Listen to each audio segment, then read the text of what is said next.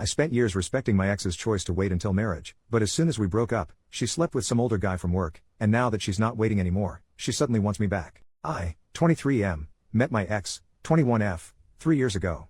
We lived on campus at uni in different halls of residence. After a few months, we got together and for the most part had a very happy relationship. There was always one issue though.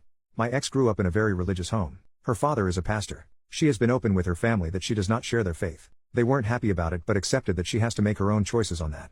Nevertheless, I think some of that religious upbringing was still in her mind. I grew up in a different religion but was never very serious about it, and am no longer religious. Our relationship was pretty normal except that she told me very early that she had her V card and wanted to stay that way until she was married. It wasn't for religious reasons, as I mentioned she isn't religious. But she was very focused on not disappointing her dad. We did other intimate things, just not intercourse.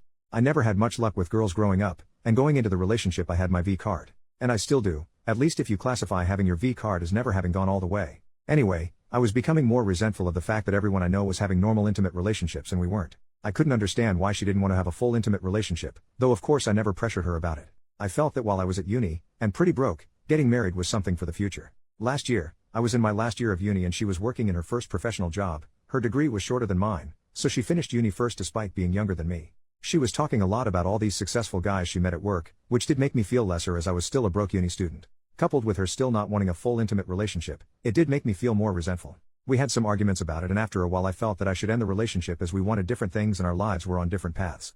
It was awful. She was crying a lot and I felt terrible afterwards.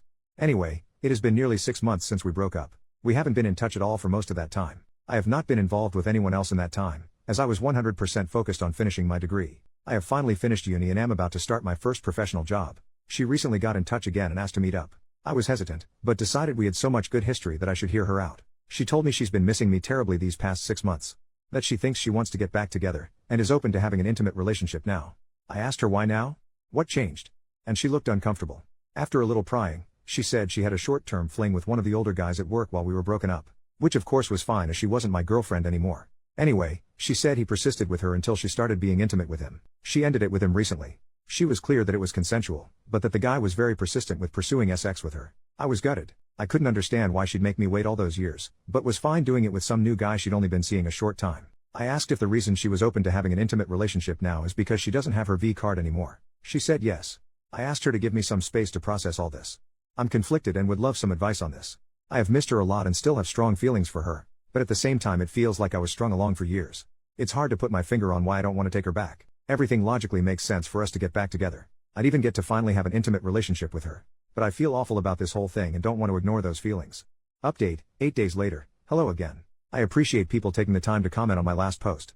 The response was a lot more than I expected with over 2,000 comments. I'm amazed so many people wanted to comment about my situation. Thank you. Warning, this post is long. I have kept a daily journal since I was 16. A lot of what follows is dumps from my journal. Yes, I know I'm not concise. I'm going to refer to my ex as Ellie, not her real name. I'd like to write a bit about the comments because so many people took the time to provide their thoughts and I appreciate that. The majority of comments were some variation of move on, a clean break, a strong recommendation with a lot to recommend it.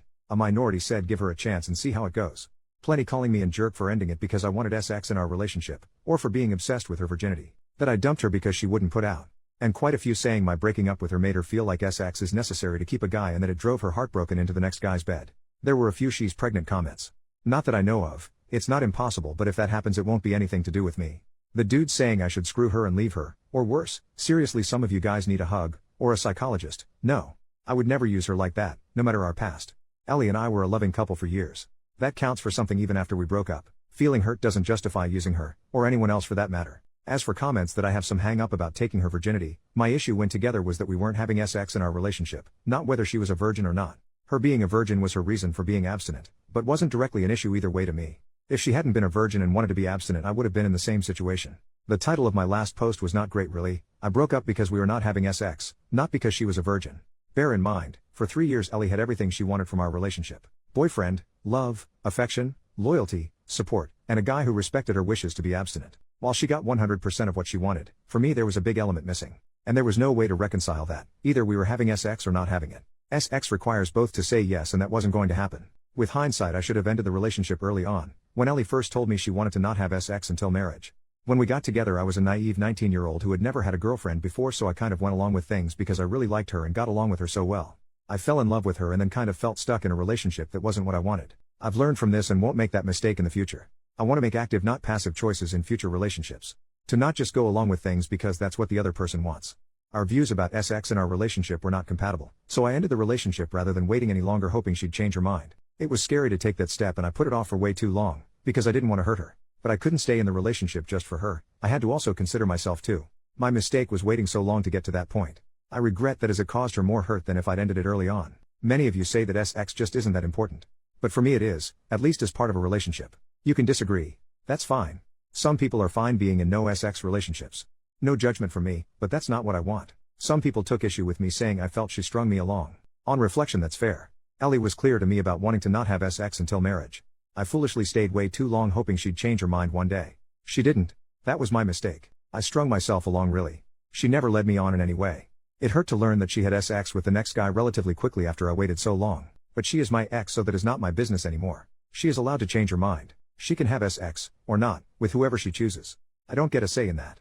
My hurt is an emotional response, not a logical one. Logically I see she did nothing wrong by me, I'll get over it. It's just my bruised ego if I'm honest with myself. Feeling I'm somehow a lesser man because she took that step with the next guy. I know objectively that isn't true, but I sure feel it. I was not a perfect boyfriend and I have made mistakes. I have learned from them. I don't regret breaking up with Ellie and still think it was the right decision for me. Enough background. A few things have happened. Last weekend was the Australia Day long weekend. I was on a camping trip, in the Grampians for any Aussies reading. It was so nice to be in nature, to do some bushwalks with friends and decompress. It felt good to talk about the Ellie situation with my mates around the campfire.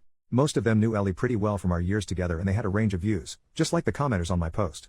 And I got the usual good-natured crap about still being a virgin. I learned there's an expensive bottle of scotch they bought a while ago that's going to have its seal cracked when mine is. Bastards lol. One great question a friend asked was whether I would have ever decided to reach out and take Ellie back if she never reached out to me first. The answer is no. It was so obvious to me. That cut through a lot of the confusion for me. I was being too passive in this situation, and needed to do what I wanted. Not just react to what Ellie wanted. By the time I was on the way home, I had decided to not get back together with her. But that was moot. When I was driving home and got a mobile signal again, no mobile network where we had camped, the network delivered a bunch of messages from Ellie all at once. She said she was wrong to ask me to get back together, and that she's back with Tim, fake name, now. She also texted that the thing with Tim is more serious than she told me when she last met with me.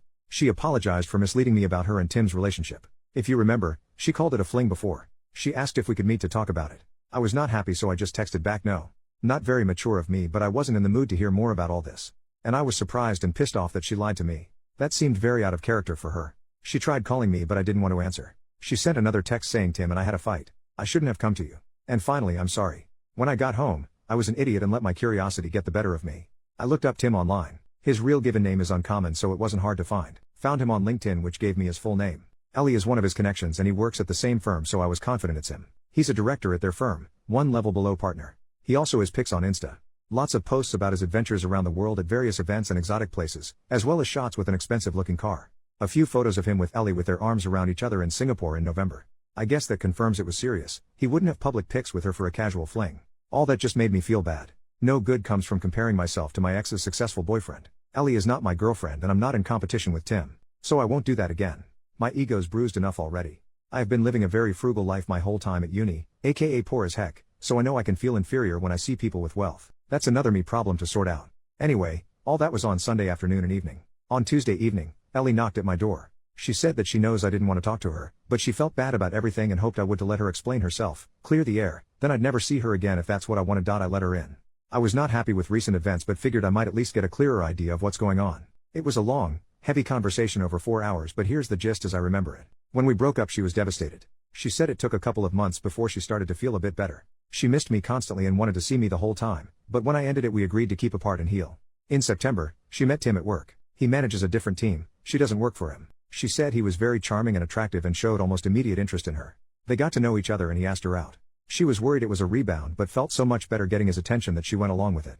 After dating for a while she developed feelings for him and that later led to an intimate relationship. It wasn't a fling and she dated him for a while beforehand. I asked about whether he had pressured her into sex. Last time she said he was very persistent. She said she was trying to not upset me. She thought if she gave the impression she was reluctant to have sex with Tim that I wouldn't think as badly of her. So it was a story to try and spare my feelings. I told her it just made me worried she had been assaulted. She looked shocked at that and said no way, she was actually the one who initiated their intimate relationship. I said although I don't like that she lied to me, I can understand why. I don't think she did anything wrong changing her mind about abstinence. Yes, I was hurt when she told me she was having sex but I have no right to judge her for anything. She's a single adult and it's her life. I don't think badly of her. She burst into tears and said something like, "I thought you must hate me now." I assured her that I didn't. She said she was sad it didn't work for us, but that she never would have dropped her virginity commitment if we had not broken up. After we broke up, she decided that it was a commitment she made to her dad when she was still a kid, and it was messing with the life she wants now. So by the time she and Tim got into their relationship, she had already decided she was ready for sex with the right person. I asked about her dad and she just said he doesn't need to know. I asked about why she asked to get back together. Tim is older, she told me he's 32, and has been at the firm 10 years. One day at work, one of the women made a snarky comment to Ellie about being another one of Tim's girls. She did some digging and it turns out Tim has a history. He has dated a long list of women from work, several of them were young graduate employees just like Ellie. The rumor around the office is that Ellie is just the next girl to get used by him. She was horrified. She accused him of using her. They argued and she told him it was over. Soon after that she came to me. She felt as if we might be able to rekindle things now that she was open to an intimate relationship. But my hesitation and time to calm down made her realize that was a mistake. Over the weekend, Tim asked her to work things out. She decided to give it a chance. She tried to call me but they went to voicemail. I was camping, so she sent those messages instead. So I guess that's settled. I don't want her back and she's in a relationship so she doesn't want me back either. We chatted a bit about how our families are going. She congratulated me on finally finishing uni. She asked if I had been seeing anyone and when I told her I'd been studying hard and working a lot since exams, retail job, with no time for girls, she laughed and said I'm still a big nerd. She hoped we could be friendly if we ever see each other. But she wants to keep out of contact out of respect for her relationship with Tim. She wants to give it a real chance of working. Which is fair enough. She gave me a hug, said thank you for understanding, and left. So there you have it. Ellie involved me in her relationship drama. I would have preferred she hadn't but at least it's sorted now.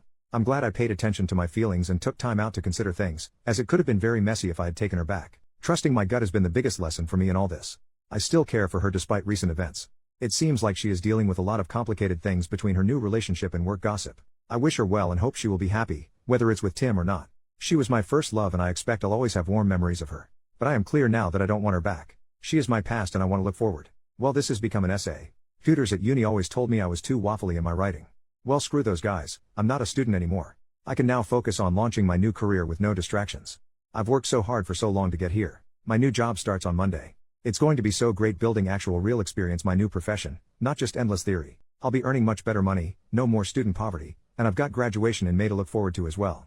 I'm open to finding someone new but that is way down my priority list. I'm not going to actively pursue that anytime soon. Cheers everyone for your comments and advice.